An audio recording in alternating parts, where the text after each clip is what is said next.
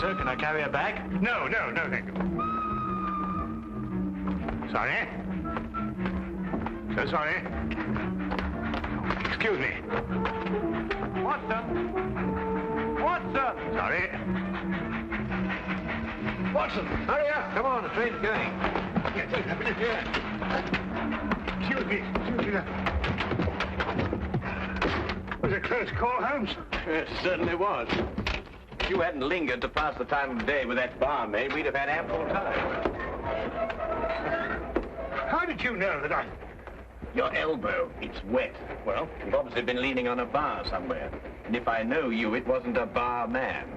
Was she pretty? Yes, he was a lovely young lady, as a matter of fact. Came from Lancashire. Hasn't been in London very long. Blinko Watson. Sardines Dalton! Oh, I say, what a small world it is. Oh, good old Blinko. Best smile of the school ever had. Oh, I say, oh, man, you're putting it on a bit here and there, aren't you? Oh, particularly there. Oh, well, you know. Say, Holmes, do you know sardines? Oh, how do you do, sardines? Did you say Holmes? Not Mr. Sherlock Holmes. Oh, I see you've been reading about him in the papers, what? Oh, can't read anything else these days except about that last case of yours, Mr. Holmes. Yes, well, that presented a bit of a problem at first, but we managed to nail him before the finishing line, didn't we, Holmes? Oh, we did, Blinko. You know, I wouldn't be at all surprised if you were going fishing. Yes, we're going to Witchenham, no? Why, of course. I'm living at our old family place, Forthingham. That's near Witchenham. Oh, I say.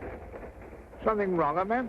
No, nothing really. I don't want to bother Mr. Holmes with my troubles. What sort of trouble, Mr. Taunton? Well, yes, it's my mummy. Oh, Lady Taunton. No, my Egyptian mummy. Is your father married again? Oh, no, don't be silly, Blinko. One of those Egyptian fellows who were mummified thousands of years ago. That sort of mummy. Oh, you have that sort of a mummy? Yes. My Uncle Joseph sent it to me from Egypt. He's an archaeologist, you know. Well, it seems an odd thing to have sent you. Last year he sent me a crate of sand. Sand? Yes, from Sahara. The desert, you know. Just sand? Yes, that's all. Just sand. Arrived one morning like the mummy case. Mummy case? Yes, a chap called Amenhotep. No. Amenhotep. Priest of the 14th dynasty or something. Anyway, that's what Professor Van Tolkien said. Professor Von Tolkien? Yes, he's a colleague of my uncle's. Lives quite nearby. He couldn't fathom what was wrong with the mummy either. Precisely what is wrong with your mummy, Mr. Taunton? It laughs. I beg your pardon? It laughs. Laughs? Quite. How does it laugh? Well, now, we go something like this. No, not really like that. It's much eerier than that. More like this. See, when does it laugh? Oh, practically any time. Well, have you seen it laugh? Me? Oh, good heavens, no. Why don't you give it away? I can't. Nobody wants it. I say, Blinko. No, I'm awfully sorry. Oh, no, we couldn't. Well, look, why don't you burn it or chuck it in the river or something? Hmm? Oh, well, now, I know this sounds silly, but there's an inscription on it. Something like, who destroys my sleep, destroys himself. Professor Van Tolkien's translated it for me.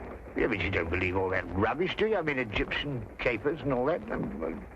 Well, no, I don't actually believe the curse, Blinker, but I've got to do something. Well, I'm engaged to Rowena Featherstone. You know her? No. Oh, she's a lovely girl. She's got an aunt, regular old Batlax. Well, she keeps after Rowena to break off the engagement. Says a chap who keeps an Egyptian mummy who laughs, well, he can't be very reliable. Yeah, well, I understand that. Yeah. Oh, I say, would you like to come over to my place and see if you can stop him laughing? Oh, now, look, old boy, we were going fishing, you know, and Oh, it might prove interesting, Watson. A mummy that laughs.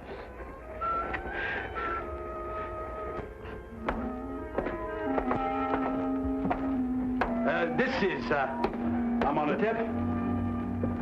Well, he doesn't look as if he had much to laugh about. You wouldn't think so, would you? Wait till you hear him, Blinko. Frightening, positively frightening. 14th dynasty, I see. An exceptionally fine sarcophagus. I must say the funerary carvings of the 14th dynasty were the most beautiful ever known. Ah, yes. Amenhotep was a priest-warrior. And here's the curse. Yes. Who destroys by sleep, destroys himself. Makes you think, what? Ow. This thing's full of splinters. I'm always pricking myself on it. When did the mummy start laughing, Reggie? As soon as you received it 6 months ago? No, rather not. First, he was very well behaved. Quiet as a lamb, then he started in about a month ago. I see. I take it these are the other Egyptian trophies your uncle sent you. Yes, rather. I stick them all in this room here. I call it my Egyptian room. You know, I wouldn't like Uncle Joseph to come back and think I didn't appreciate the gifts he sent me. Pretty touchy about the things they dig up, these archaeological fellas. Yes, quite naturally. Has your uncle been in England recently? Oh, no, not since he went galloping off east as a young man. Must be at least 40 years, I think. Then you've never seen him? Oh, no. Oh, I say, that's the Sahara sand I was telling you about. Oh, yes. Does your uncle never write to you? No, never. Just sends back the things he digs up. Have you got a photo of him by any chance? Yes, this one. It was taken when he was up at Oxford. I think he must have changed by now, you know, 40 years. Ravages of time and all that. Yes. Oh, I'm sorry, Reggie. I didn't know you had visitors. Oh, no, don't go, Rowena. I want you to meet my guests. This is, Binko, Dr. Watson, and Mr. Holmes, Mr. Sherlock Holmes. This is my fiancée, Miss Featherington. Mr. Sherlock Holmes? The detective? Yes. Yes, he's come to look into this mummy business for us. Have you found anything, Mr. Holmes? Why does it laugh? Well, perhaps he tickled himself to death. I keep pleading with Reggie to get rid of it. Destroy it. Anything. But he's afraid of the curse. Well, I'm the one the curse is going to work on, and you know what they are. Really, Reggie, this is the 19th century. And Aunt Agatha wants to know when we're going to eat. She's famished. Woman's always famished. Please, Reggie. She is my aunt. Well, I suppose I shall have to cook dinner myself. Cook left last night, 4th of the month. Say, Binko, you cook? Well, I... Reggie, you didn't invite Dr. Watson here to cook. I'll cook. Well, maybe I better do it myself after all. We'll both cook. Come on. How many of us are there? 5? No, 6. I've asked Professor Von Tolkins to dine. I say, if you'd like a glass of sherry or a brandy or soda or something, you'll find it all in the cupboard over there. Charming girl. I say, Holmes, let's finish up this matter in short order, eh? I hear the fish roundabout here absolutely snapping. I wonder. You wonder what? You find something, Holmes? No, I wonder if Miss Featherington can cook.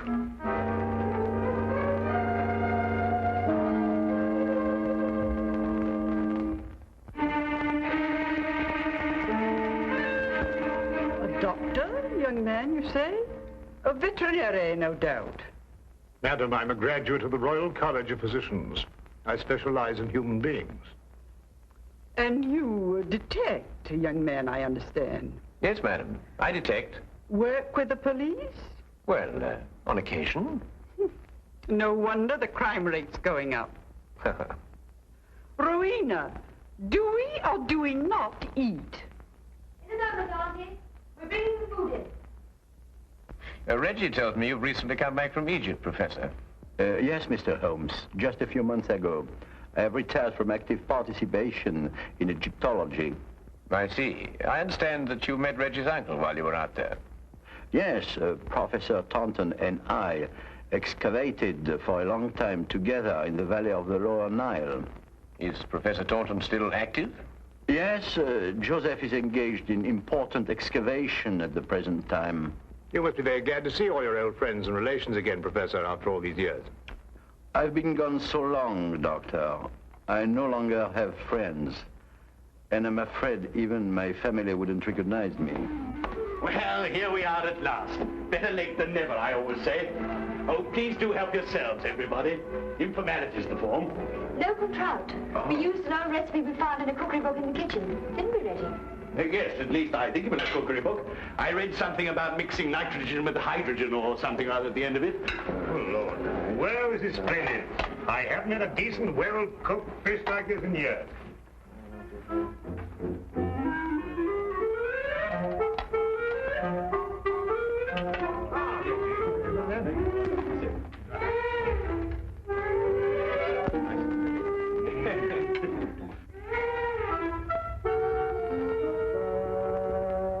Rubber. Sheer, unchewable rubber. I think it's very edible. What do you think, Holmes? Quite.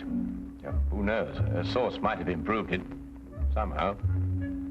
It's quite delicious, Miss Featheringstone. I believe you're accustomed to eating beetles and locusts, which I'm told are considered delicacies in your country.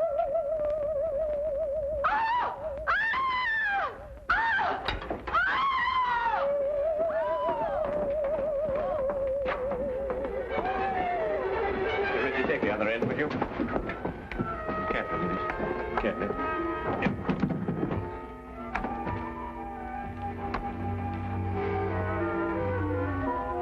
This time we heard it ourselves.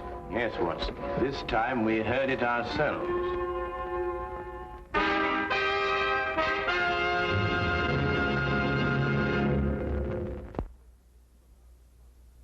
And now we return to the case of the Laughing Mummy.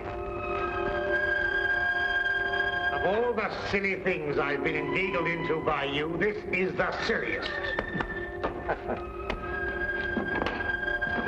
There we are.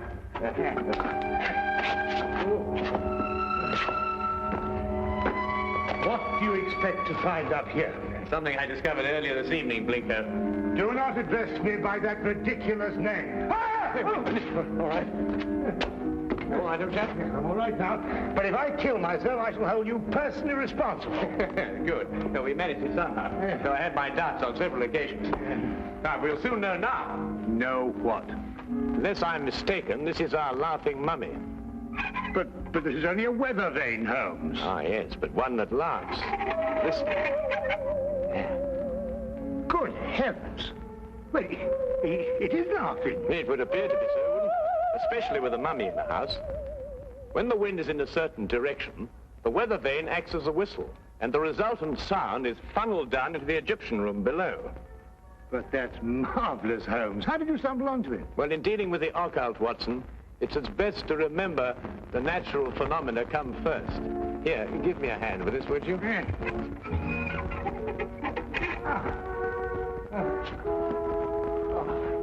wonderful. Now, be careful you come down, Holmes. Just be careful.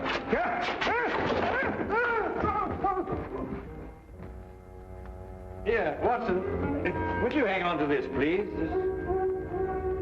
Watson, are you taking it? Where have you gone? Watson? Watson? Watson? Do you think they know what they're doing, Reggie, dashing out of the house like this? Maybe not Blinko.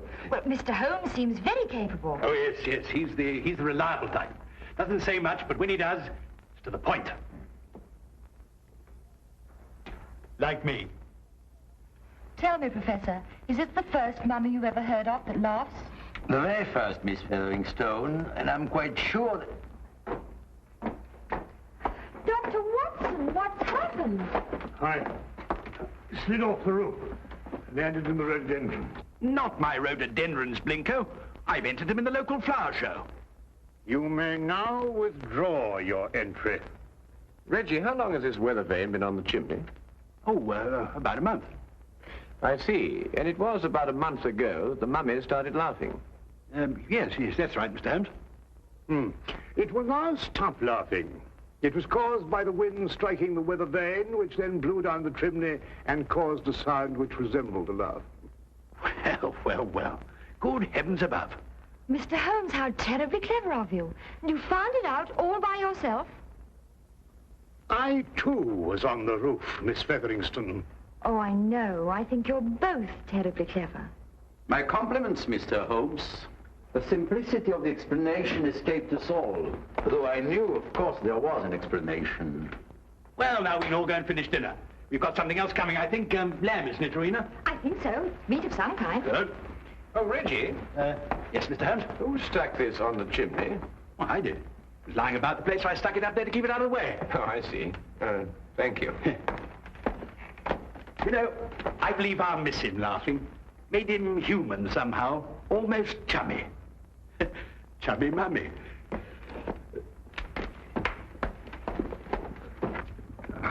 Oh, well, that's another mystery we've solved, eh, Holmes? Yes, Watson.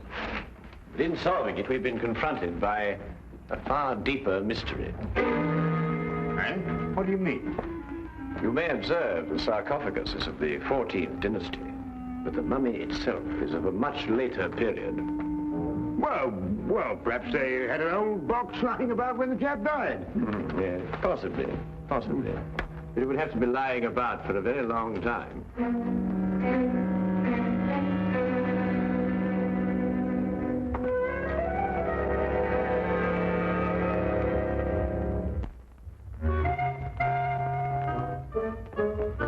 Morning, everybody. Isn't it a lovely morning? Simply gorgeous. Good morning, Miss Featherston. Yes, it is indeed a lovely...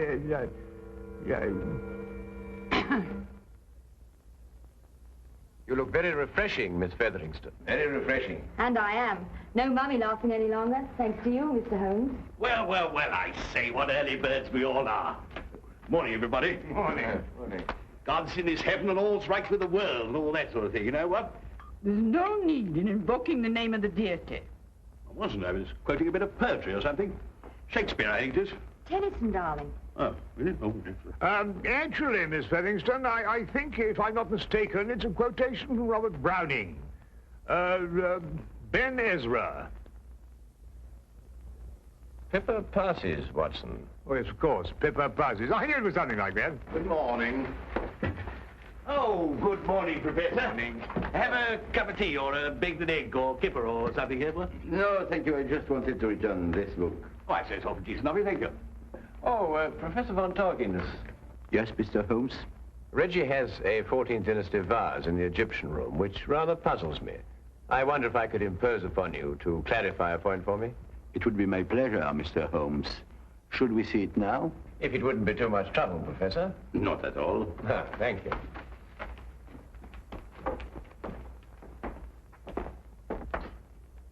Yes, the composition of the pottery struck me as being rather later than the 14th dynasty, Professor.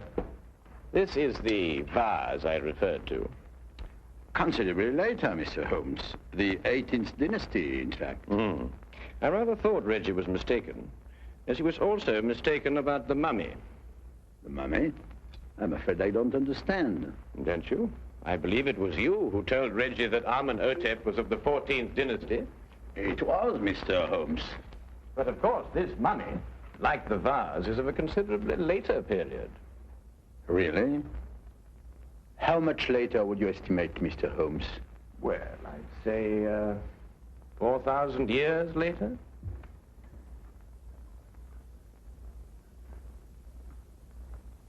How did you determine that, Mr. Holmes? Well, the sarcophagus is obviously authentic. But the burial wrappings of the mummy itself are of a comparatively modern Egyptian weave. Expertly aged, I admit. I'd hoped the discrepancy wouldn't be noticed. Well, if it hadn't been for the coincidence of the weather vane, I should never have bothered to look at the mummy so closely. What do you propose to do, Mr. Holmes? I'm afraid, Professor, I have no alternative. Holmes, what are you talking about? Professor Von Torkins is, I regret to say, Watson, involved with murder. Murder? Well, who was murdered? Joseph Taunton, Reggie's Uncle Joseph. But how do you know? Where's the body? You are gazing, Watson, at the mummified remains. Oh, no, really. You're right, Mr. Holmes. This is Joseph Taunton. And if I killed him... What do you mean, if you killed him? I don't know. That sounds strange, doesn't it? Joseph Taunton and I were friends. We devoted our lives to excavating the glories of Egypt. And last year we discovered the tomb of Amenhotep. An untouched tomb, Mr. Holmes. Over 4,000 years. Joseph and I were the first human beings to set foot in it since the day it was sealed. Can you imagine what that meant to us? Yes, I can understand that. Joseph was beside himself. He wanted to open the mummy case immediately, but it was wrong, Mr. Holmes. The case had to be opened carefully, delicately. We quarreled. I tried to restrain Joseph physically, but he broke loose from me. He ran to the case and opened it, and then... And then, Professor? And then he staggered and dropped dead. As he opened the sarcophagus? Yes. There were no witnesses to what had happened, Mr. Holmes. But in our struggle, Joseph had suffered bruises. I knew what the police would believe. And so you removed the mummy of Amenhotep and substituted the body of Joseph Taunton instead? It was the only way I could get the body out of the tomb. Mr. Holmes, I didn't mean to kill Joseph. It was his heart. He always had a weak heart. You say he staggered, Professor. What did he do as he staggered? He grasped his throat as if he were choking. Watson, would you oblige me by removing the cover of the sarcophagus? Yes, of course.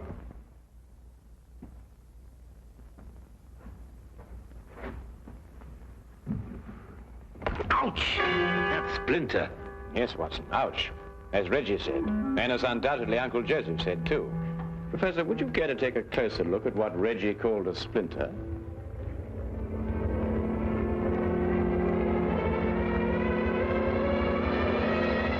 What? It's a hollow needle that would pierce the skin of anyone who touched it. But I don't understand. The curse of Amenhotep, and a hollow needle that contained the venom of an asp. The same snake poison that killed Cleopatra, and that killed your friend, Joseph Taunton. The most marked symptom of asp poisoning is suffocation. The victim instinctively clutches his throat. But then, it wasn't our fight. No. And traces of the poison may still be found in the body, even after mummification. I say, Holmes, you don't think there's any of that poison left in the needle, do you? Because, well, if so... The next few minutes will determine that, Watson. What? Well, how's old Amenhotep doing? I bet he's feeling down in the mouth now he's stopped laughing. You'll be glad to learn, Reggie, that the professor has offered to take the mummy off your hands. Oh, I say, that's awfully decent of you, Professor. What you going to do with him? But he's also considered giving it a fitting burial. Oh, of course. Now, why didn't I think of that? Do you realize what this means, Rowena? Now we can be married. That old... I mean, your aunt, well, she won't have a leg to stand on. But, darling, Aunt Agatha really likes you. She just pretends to think you're not very bright. Really? She likes me? I think so. Oh, well then. Let's go and tell her the good news. Thank you, Mr. Holmes. Not at all, Professor. Holmes! Holmes! What? What's the matter? Why? You look ill. It's the poison. I can't get my breath. No, relax, Watson, relax. If there'd been any poison left in that needle, Reggie would long since have joined his ancestors. Unfortunately, the curse only worked once. Oh. Ridiculous. That's all right. Oh, but Holmes. Oh, that's all very well, but I still can't get my breath. Not again. It's probably the food we've been subjected to. Yes, I myself would prefer some of that fish that you insist on pursuing up and down the waterways of England with such wild abandon. Yes, of course. Curse. Utter nonsense.